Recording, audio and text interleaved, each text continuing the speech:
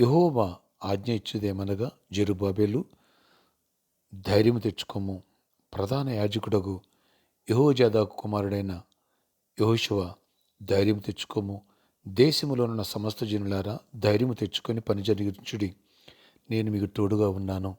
ఇదే సైన్యములకు అధిపతిగు యెహోవా వాక్కు. మీరు ఐగుప్తు దేశంలో నుండి వచ్చినప్పుడు నేను మీతో చేసిన నిబంధన జ్ఞాపకము చేసుకొనుడి. నా ఆత్మ మీ మధ్యన ఉన్నది గనుక భయపడకుడి.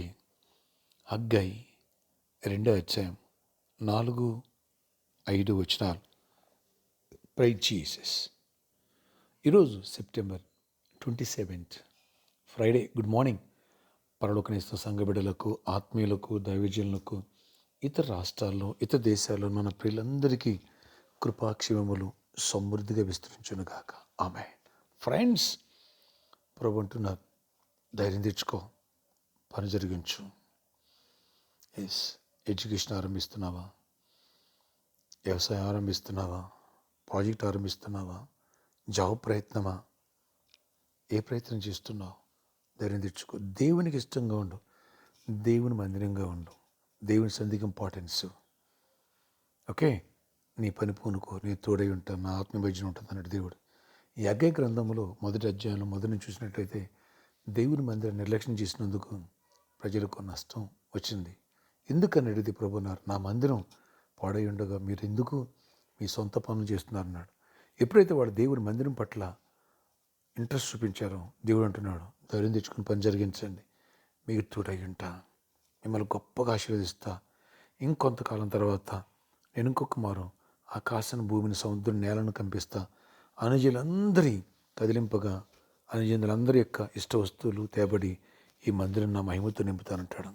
ఎస్ ఫ్రెండ్స్, ఎప్పుడైతే నువ్వు నేను దేవునికి ఇష్టంగా, దేవుని రాజ్యం పట్ల ఇంట్రెస్ట్ కలిగి, దేవునితో, దేవుని బిడ్డలతో సమకూర్చిపెట్టుగా, ఆత్మల భారం కలిగి, ఆధ్యాత్మికమైనటువంటి ఆవేశం కలిగి ఎప్పుడైతే నువ్వు అడుగులు వేస్తావో దేవుడు అంటున్నాడు, నీ ప్రతి పనిలో తోడై ఉండి ఆశీర్వదిస్తా. ధైర్యం తెచ్చుకో అన్నాడు. ధైర్యం తెచ్చుకో, దేవుడిని దీవించిపోతున్నాడు.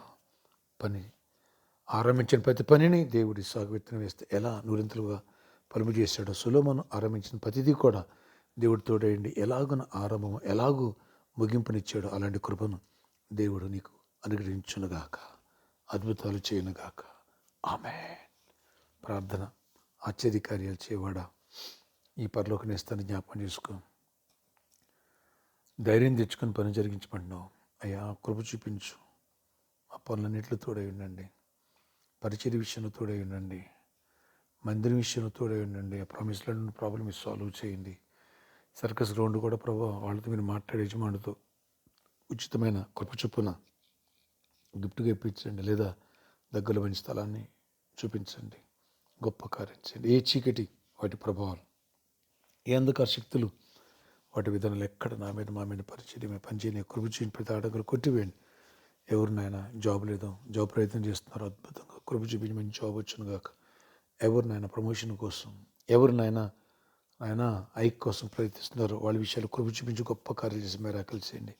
ఎవరినైనా మరి హెల్త్ ఇష్యూస్తో ఉన్నారో హెల్త్ ఇష్యూస్ సాల్వ్ చేసి స్వస్థపరచండి, అద్భుతాలు చేయండి. ఈ సండే ఆయన గుడ్ హెల్త్ గురించి హీలింగ్ ప్రేయర్స్, అలాగే నైనా గర్భఫలం ఫ్రూట్స్ ఉండగా కృప చూపించండి. గర్భాలు ఇవ్వండి, ప్రాపర్టీస్ అండి, అద్భుత రీతిలో మంచి మెసేజ్లు ఇవ్వండి, కృప చూపించండి.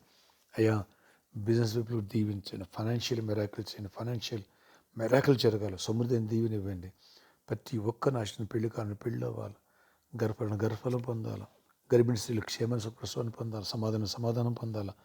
అన్ని విషయాలు ఆస్వాదించి గొప్ప కార్యాలు చేయండి. డబ్బుల్స్లో ఉన్న ప్రాబ్లమ్స్ మీరు సాల్వ్ చేసి, ఆ ప్లాట్ల విషయాలు, రావాల్సిన విషయాలు కూడా మెరాకిల్ చేసి ఆయన మాకు వచ్చినట్టుగా సహాయం చేసి రిజిస్ట్రేషన్ జరగాలి, ఒక పనుల్లో కూడా తోడేయండి, అన్నింటిలో తోడండి. ప్రతి ఒక్కరు అవసరం విదేశాలు మా పిల్లలు కూడా జ్ఞాపకం షైనీ జకరి పట్ల కూడా ప్రార్థిస్తాను. అద్భుతంగా వారి పట్ల కృప చూపించండి. హరికేన్ తప్పించి వీళ్ళని ప్రొటెక్ట్ చేయండి.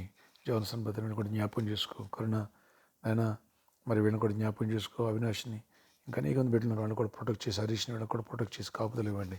కొన్ని బిడ్డందరూ దీవించండి, గొప్ప దీవెనతో నింపండి. యేసు నామములో ప్రార్థిస్తున్నాను తండ్రి, ఆమేన్. రేపు సాటర్డే స్పాన్సర్ మీట్ ఉంటుంది evening 4 o'clock and 7 o'clock. May God bless you all. Have a nice day.